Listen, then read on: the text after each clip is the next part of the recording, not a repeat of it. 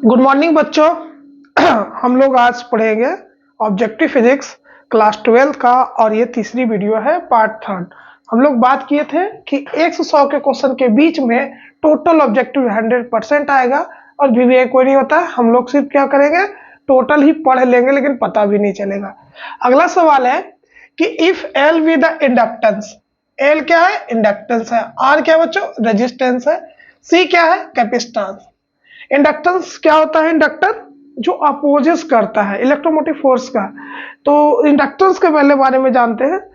तो कह रहा है कि formula L upon R and R into C का आंसर को होगा। आंसर तो डी होगा। अब कैसे होगा, हाउ, वो हम लोग पता करेंगे। तो डी हो गया M zero L zero T, M zero L zero T. अब कैसे होगा? तो सबसे पहले क्या दे रहा है? एल मतलब इंडक्टर, सेल्फ इंडक्टर। आप सोलिनॉइड पढ़े होंगे, उस समय इस शब्द का उपयोग हुआ होगा और टोटल डिटेल्स यहाँ बता नहीं पाएंगे, ठीक है। तो इंडक्टर रेजिस्टेंस तो आप पढ़े हैं 10th क्लास में और थर्ड चैप्टर में भी पढ़ने को मिला होगा 12th में, रेजिस्टेंस जो करंट को अपोज करता है।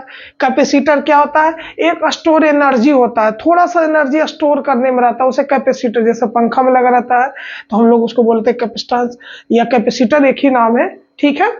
तो कैपेसिटर होता है एनर्जी को स्टोर करता है थोड़ा बना। अब आगे देखिए, सेल्फ इंडक्शन की बात करते हैं बच्चों। तो सेल्फ इंडक्शन हो गया या इंडक्टर भी कह सकते हैं, इसको एल से डिनोट करेंगे। अब एल बराबर फॉर्मूला हो गया minus E D I by D T. हमें लगता है आप प्रश्न को तो लिख लिए होंगे। तो ई बराबर ई हो गया electromotive force, E minus E D by D T. अगर इसी को हम आगे एक्सप्लेन करें तो एल बराबर इंडक्टर बराबर होगा E D T by D I, ठीक है। तो ई यहां पर आप समझ जाइए, इलेक्ट्रोमोटिव फोर्स मतलब भी, कल हम भी पिछले वीडियो में भी हम लोग पढ़े थे ई का इलेक्ट्रोमोटिव फोर्स और वर्क का डायमेंशन, हो दोनों सब काम आने वाला है। अब आगे देखिए, अब यहां पर देखिए, सॉरी बच्चों, अब यहां देखिए ई बराबर हो गया आपका work by charge, work by charge. तो कैसे? आप यहां ध्यान दीजिए, डब्ल्यू बराबर पढ़े थे v इंटू क्यू, तब v बराबर पढ़े थे डब्ल्यू बाई क्यू, याद है? सेम देखिए तो है, ये डब्ल्यू वर्क, क्यू क्या हो गया? चार्ज। तो v और e यहां पर वोल्ट है, ये इलेक्ट्रोमोटिव फोर्स है, एक तरह का ही वोल्ट होता है दोनों। आप जब पढ़ते होंगे वहां पर पता चला होगा। अब यहां पर हमें एक्सप्लेन, तो वीडियो बहुत बड़ी हो जाती है। तो वर्क बाई चार्ज, कल हमने वर्क का एसआई पिछले वीडियो में हम लोग निकाले थे, तो इस बार भी निकालेंगे। क्या हो गया? Work by charge. अब देखिए बच्चों, एल बराबर सेल्फ इंडक्शन बराबर माइनस ई, तो ई की जगह पर क्या हो जाएगा? Work by charge W by Q, ठीक है, into D T by D I. अब इसका हम लोग डायमेंशन डायरेक्ट निकाल लेते हैं, चाहे एस यूनिट से निकालते हैं। तो पहले डायरेक्ट डायमेंशन निकालिए, चाहे एस यूनिट। कल हम लोग वर्क का पढ़े थे, तो वर्क का क्या होगा फिर से एक बार देख लीजिए तो याद हो जाएगा। वर्क बराबर फोर्स इंटू डिस्टेंस। फोर्स का क्या होता है? केजी मीटर पर सेकंड स्क्वायर, इसका मीटर तो हो गया केजी मीटर स्क्वायर पर सेकंड स्क्वायर वर्क का। अब यहाँ केजी है बच्चों, तो केजी को एम, इसको एल, इसको टी माइनस टू। तो अब क्या हो गया? M L two T minus two, किसका? वर्क का। क्यू बराबर फिर से देख लीजिए, पिछले वीडियो में बताए थे, जिनको नहीं पता देख सकते हैं। क्यू बराबर आई टी, ये टी हो गया, ठीक है। आई टाइम का क्या हो जाएगा? टी, ठीक है। यहां पर फिर गलती उतर गया, यहां पर क्या होगा? डी आई करंट, फिर आई का क्या हो जाएगा? ए, आई का क्या हो जाएगा? ए, ठीक है। यहां तक ही क्लियर। पहले हम सेल्फ इंडक्शन का डायमेंशन निकालते हैं, फिर रेजिस्टेंस का निकालेंगे, फिर कैपेसिटर का निकालेंगे, फिर जो प्रश्न करें उस तरीके से रटिएगा तो कितना रट के जाइएगा, वहां जाइएगा भूल जाइएगा। अब यहाँ पर देखिए कुछ कुछ कट रहा है तो काटिए, नहीं कट रहा है तो छोड़िए। तो यहाँ पर सेल्फ इंडक्टेंस का हो गया कि टी टी से तो कैंसिल हो गया, ठीक है, बचा M L two T minus two बटा ए स्क्वायर। तो सेल्फ इंडक्शन का हो गया M L two T minus two, नीचे प्लस में तो ऊपर हो गया माइनस में हो गया बच्चों। डायमेंशन किसका डायमेंशन हो गया? तो M L two T minus A minus, किसका हो गया? ये सेल्फ इंडक्टर या सेल्फ इंडक्शन भी कह सकते हैं आप। तो एक का तो हम लोग निकाल लिए, ठीक है। अब हम प्रश्न को हटा रहे हैं, याद रखिएगा ये थोड़ा सा क्या था, प्रश्न यही ना था, एल बटा आर एंड आर सी या सी आर। अब गाड़ी वाला आर सी तो है नहीं। अब यहां देखिए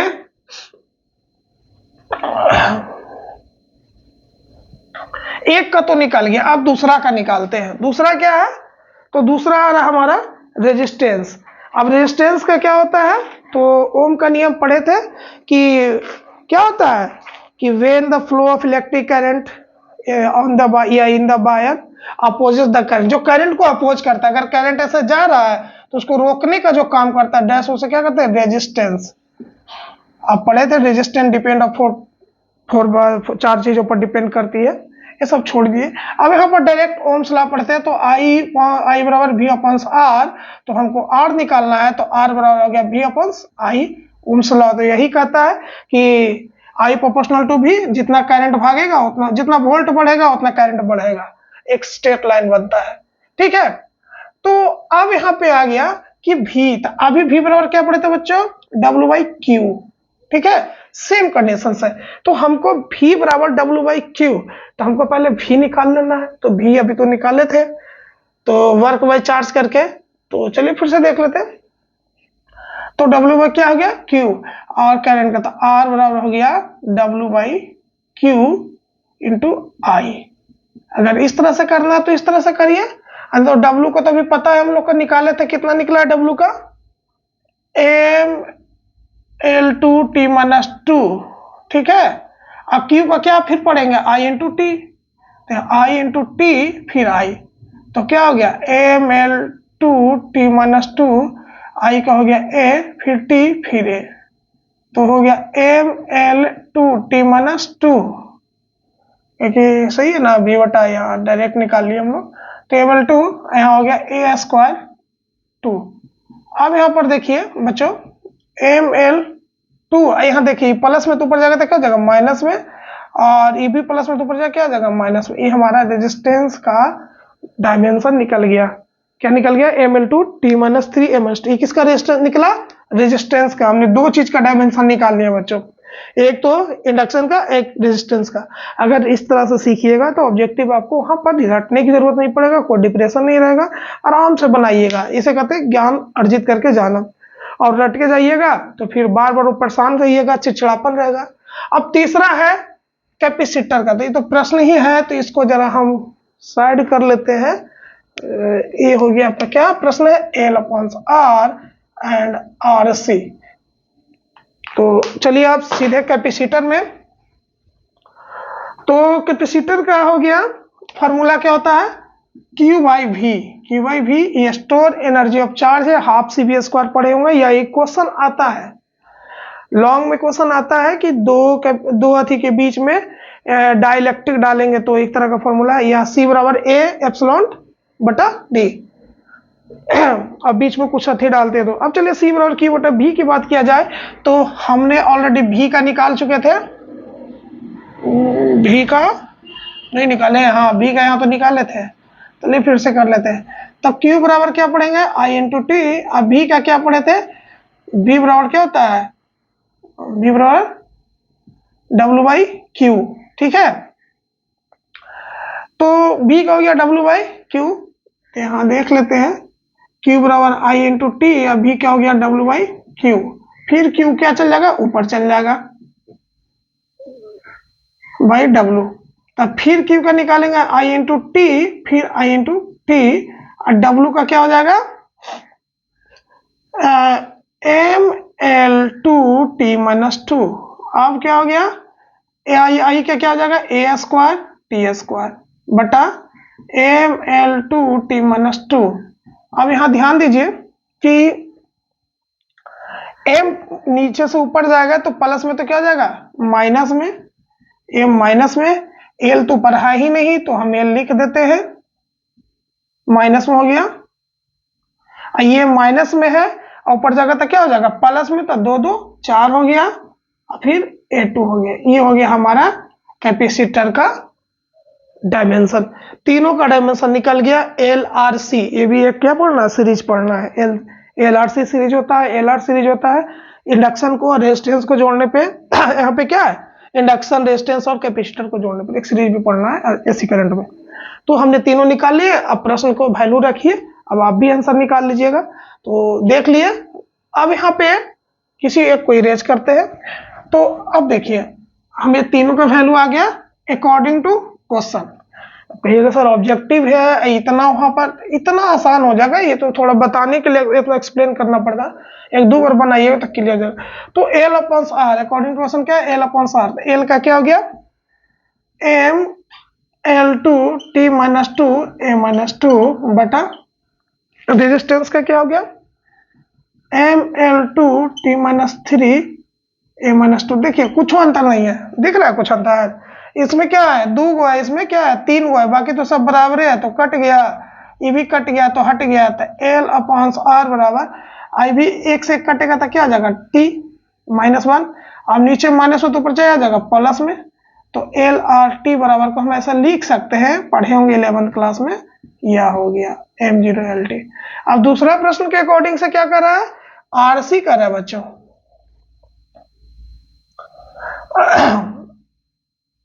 RC अकॉर्डिंग टू क्वेश्चन। तो रेजिस्टेंस का क्या है, तो फिर अब याद हो गया होगा, अब 2 बार लिखे ML2 T minus three A minus two into, और मल्टीपल है तो यहाँ थोड़ा बढ़ा के लिखते हैं, इसको हटा दे रहे हैं।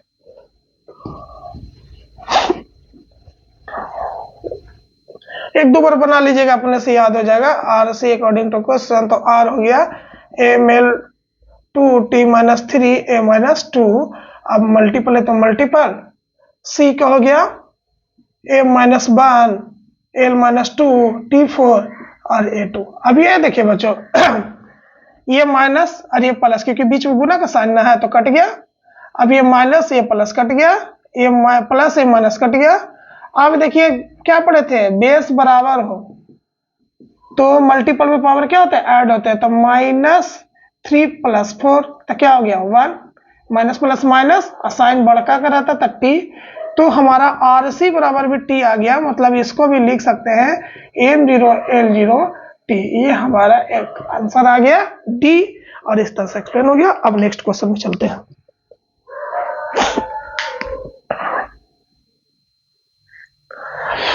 चलिए बच्चों एक ही प्रश्न को रखते हैं, बहुत सा हो गया, और इसमें 3 प्रश्न। कभी कभी ये पूछ सकता है कि रेजिस्टेंस का डायमेंशन निकालिए, कैपेसिटर का या कुछ का।